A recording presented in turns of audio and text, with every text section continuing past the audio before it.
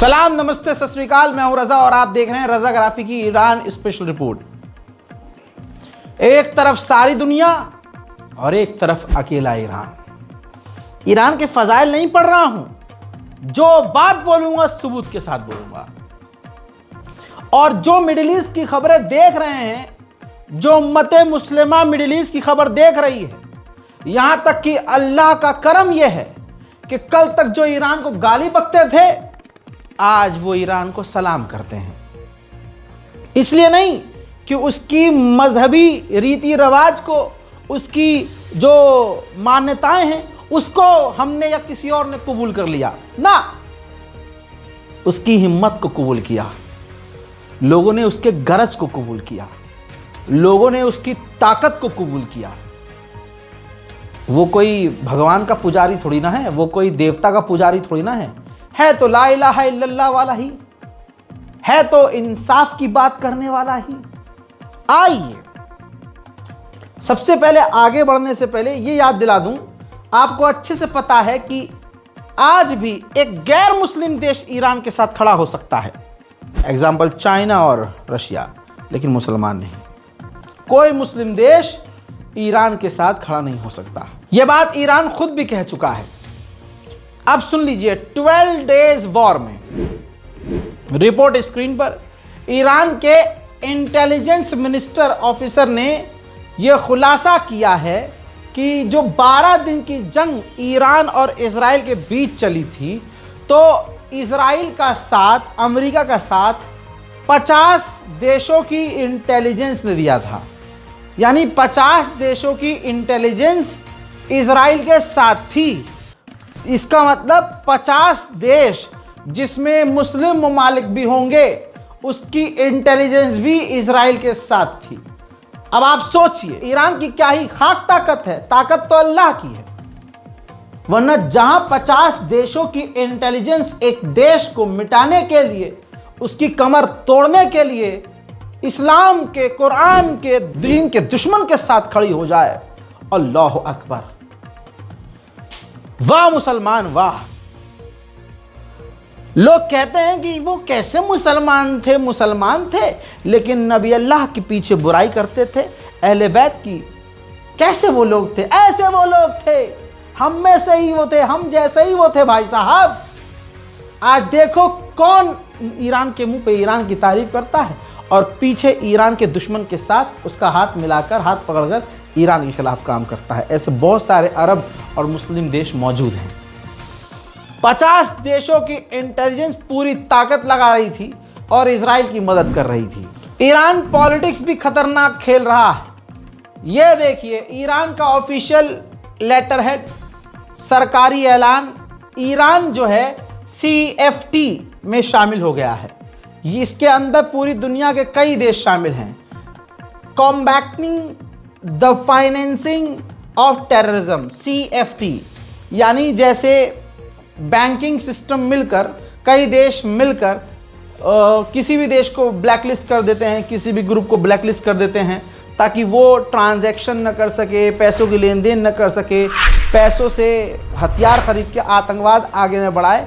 अब तक ईरान ऐसे किसी ग्रुप में शामिल नहीं था, लेकिन आज शामिल हो गया है। इसमें यूरोप के ज़्यादातर देश शामिल हैं। तो पहली चीज़ ऐसी देखी जा रही है कि किसी ऐसे ग्रुप में ईरान आ गया है जिसमें यूरोप के भी देश हैं।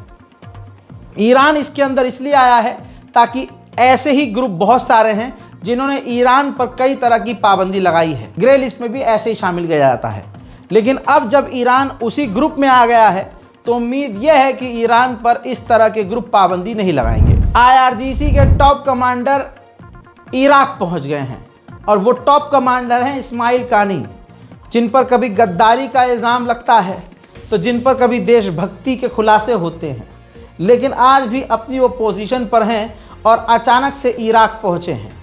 अंदेशा ये है कि कुछ बड़ा हो रहा है जो हमें पता नहीं चल रहा, या यूं समझ लीजिएगा बड़ा होने वाला है। इजरायली ऑफिशियल ने ऑफिशियली कंफर्म किया है कि हमारे मेडिकल सेंटर, अस्पताल, इन तमाम जगहों पर जो साइबर अटैक हो रहा है, उसके पीछे ईरान ही है। ईरान के विदेश मंत्री ने साफ तौर से ऑन कैमरा कह दिया है कि जब तक अमेरिका अपनी फालतू की डिमांड और बातें बंद नहीं करेगा, जब तक हम उससे बात ही नहीं करेंगे। सुनिए। ما با آقای ویتکاف از به طریق واسطه ها تماس‌هایی رو برقرار می‌کنند، پیام‌هایی رو می‌فرستند. موضع ما روشن هست. جمهوری اسلامی ایران البته که اهل صلح هست، اهل دیپلماسی هست. ما نشون دادیم همواره که پایبند به دیپلماسی و راه حل‌های مسالمت‌آمیز بودیم، ولی این به معنی گذشتن از حقوق مردم ایران نیست. هر جا که منافع ملی ایران، مصالح عالیه کشور بتونه از طریق دیپلماسی تامین بشه، ما حتما فروگذاری نخواهیم کرد. ولی مواجه با کسانی هستیم که هیچگاه به دیپلماسی پایبندی نداشتن. ما حالا تجربیات گذشته به جای خودش، همین امسال 2 تا تجربه داشتیم. یکی مذاکراتی که برقرار شد. मोहतरम हजरात, यमन की ऑफिशियल मिलिट्री ने, जो समझ लीजिए नेवी है ऑफिशियल, देखिए यमन की सरकार अलग है और यमन के हूथीज अलग हैं। तो यमन की सरकारी सेना, नौसेना ने समुद्र के अंदर एक ईरानी जहाज को सीज किया है और उसके तमाम, उस पर जो सामान मौजूद था सबको सीज कर लिया है। तो ये ईरान के लिए यमन की तरफ से बड़ा झटका है। IAEA के चीफ के साथ जब ईरान ने हाथ मिलाया, नॉर्मलाइजेशन करने की कोशिश की, तो सबसे पहले पत्रकारों में आपका ये छोटा भाई था जिसने सीधा ईरान को क्लियर कहा था कि तुम हूतियापंथी कर रहे हो, बड़े इस्लामी बनते हो, तुम हदीसों के और तुम अल्लाह वालों के इतने बड़े बनते हो, तुम्हें अंबिया की बातें याद नहीं। बुजुर्ग कहा करते थे, अंबिया कहते हैं, और ये मैंने मिंबर से ही सुना है कि अगर कोई एक बार गलती करे तो उसे माफ़ कर देना चाहिए, जो बार बार गलती करे उससे दूर रहना चाहिए। IAEA का तुमको नज़र नहीं आया था? IAEA ने क्या किया? माहौल बनाया। ईरान यूरेनियम बना रहा है, परमाणु बना रहा है। अमेरिका, इजराइल ने इसी स्टेटमेंट को उसके कोट किया और अफवाह और फैलाई और फिर आखिरकार ईरान पर हमला कर दिया। जैसे ही ईरान पर हमला हुआ, IAEA पलट गया कि हमने कब कहा? हमने कहा बना सकता है, बनाया नहीं, और न बना रहा है, ना हमारे पास कोई सबूत है कि ईरान परमाणु बना रहा है, लेकिन बना सकता है। फिर उसके बाद क्या हुआ? ईरान ने IAEA पर नाराजगी जताई और कहा कि हम बात नहीं करेंगे। फिर पता नहीं कौन से कुत्ते ने काटा, ईरान की गवर्नमेंट ने IAEA से हाथ मिला लिया और जी एक्सेस देना शुरू कर दिया, आप आइए जी। और वो ईरान गया भी, सुअर का बच्चा, और ईरान ने वेलकम भी किया। दोगलापन देखो ईरान का, वेलकम भी किया। फिर क्या हुआ? आज की तारीख ये रही। वही IAEA का चीफ धमकी दे रहा है कि अगर ईरान ने कूटनीतिक तरीके से बातचीत करके बात नहीं मानी तो फिर ताकत का इस्तेमाल किया जाएगा, यानी हमला किया जाएगा। ये किसी देश का प्रधानमंत्री, राष्ट्रपति, सेनापति नहीं है, ये झटकुल्ला, ये झाट चौधरी IAEA का चीफ है। इसी ने ईरान के परमाणु संगठनों, परमाणु ठिकानों की जानकारी, जो फाइल है, इजराइल तक पहुंचाई थी। मेरे पल्ले अभी भी नहीं पड़ रहा है कि ईरान 3-3 बार कैसे बन सकता है, और एक ही आदमी से। हालांकि ईरान ने अब IAEA से बात करना बंद कर दिया है, लेकिन ईरान पर अभी भी भरोसा नहीं है मुझे।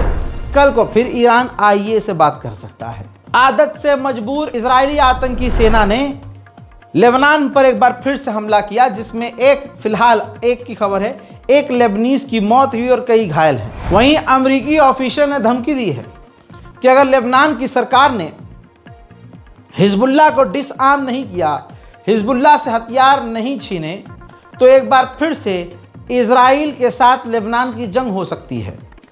ये धमकी वाला स्टाइल देखो, खुद की इतनी फटती है कि खुद लड़ने को तैयार नहीं है, कह रहा नहीं हम नहीं लड़ेंगे, इजराइल लड़ेगा फिर तुमसे। ये अमेरिका की औकात है। खुद कभी जंग में नहीं कूदता, पीछे रहता है, हथियार बेचता है और खून और लाशों के ऊपर ये अपना देश चलाता है। ये है अमेरिका। इजराइल सारी दुनिया में नंगा हो चुका है, जैसे अंधभक्त नंगे हो चुके हैं और 15 लाख देने का वादा करने वाला नंगा हो चुका है।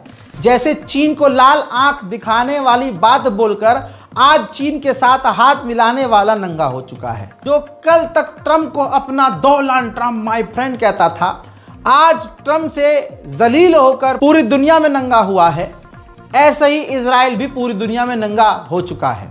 हवा बदल चुकी है।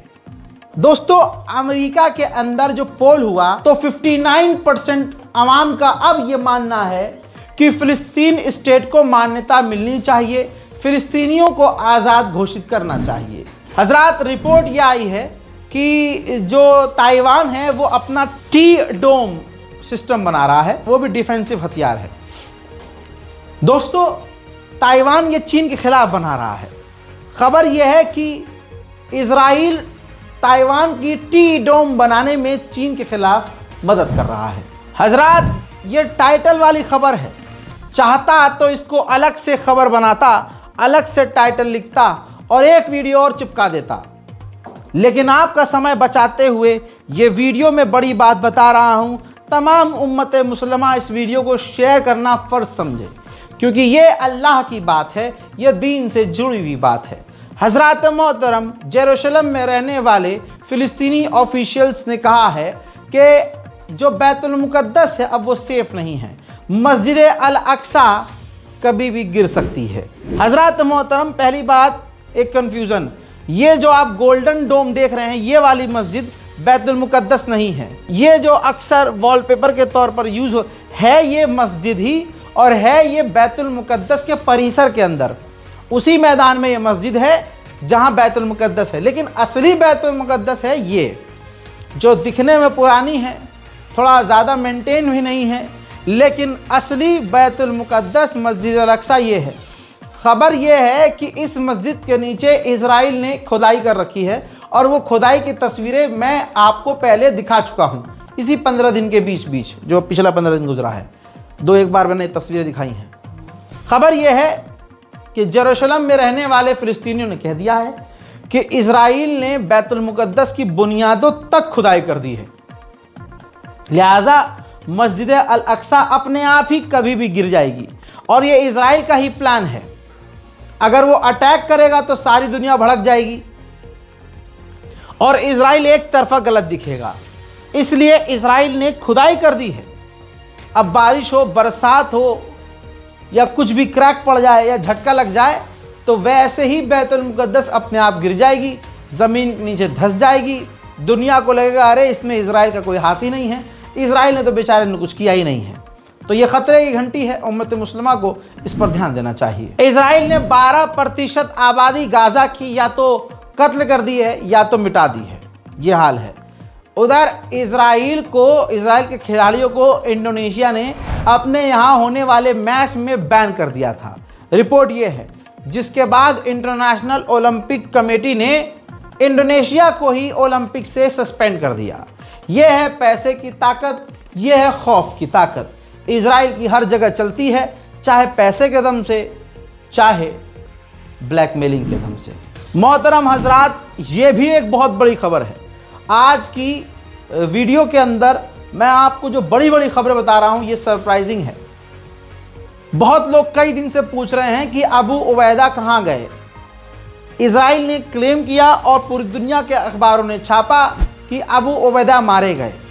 मुसलमान ग्रुप और झुंड खुश हुआ कि भाई ये तो झूठी खबर है, क्योंकि ऐसा 35 से 40 बार क्लेम इजराइल कर चुका है और हमेशा उसने किया है, लेकिन अबू उबैदा जिंदा सही सलामत होते हैं। लेकिन हम भविष्यवाणी नहीं कर सकते, रज़ागराफी डायरेक्ट कोई जिब्रील से बातचीत तो कर नहीं पाता कि असलियत क्या है वो आपको बता सके, लेकिन फैक्ट्स पर और जो मीडिया में चल रहा है वो आपको बता सकता हूँ।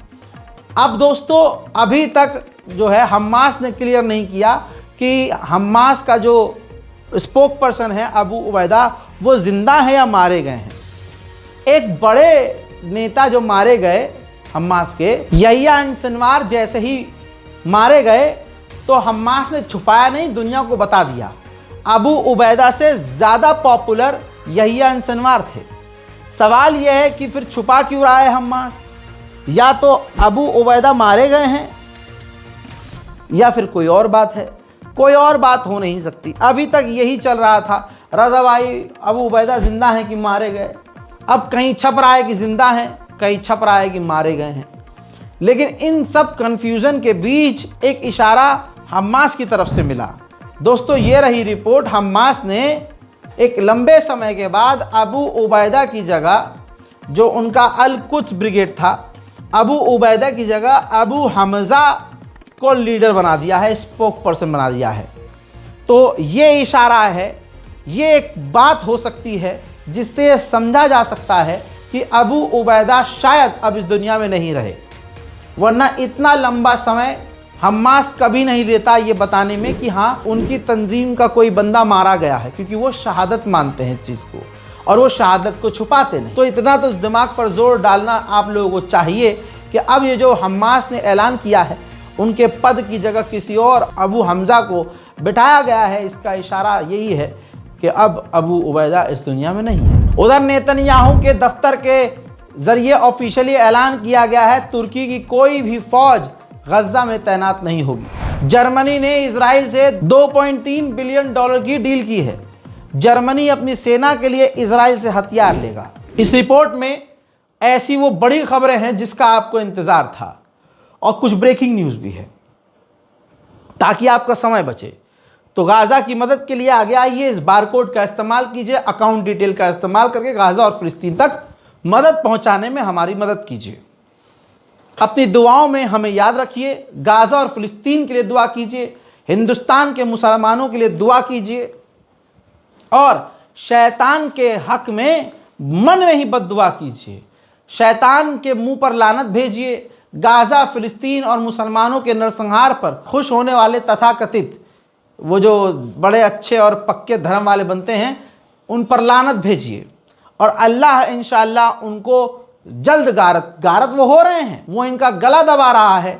मजबूरी इनकी ये है क्योंकि खुद इन्होंने बाप बनाया है, तो पापा पापा कह के इन्हें खामोश रहना पड़ेगा।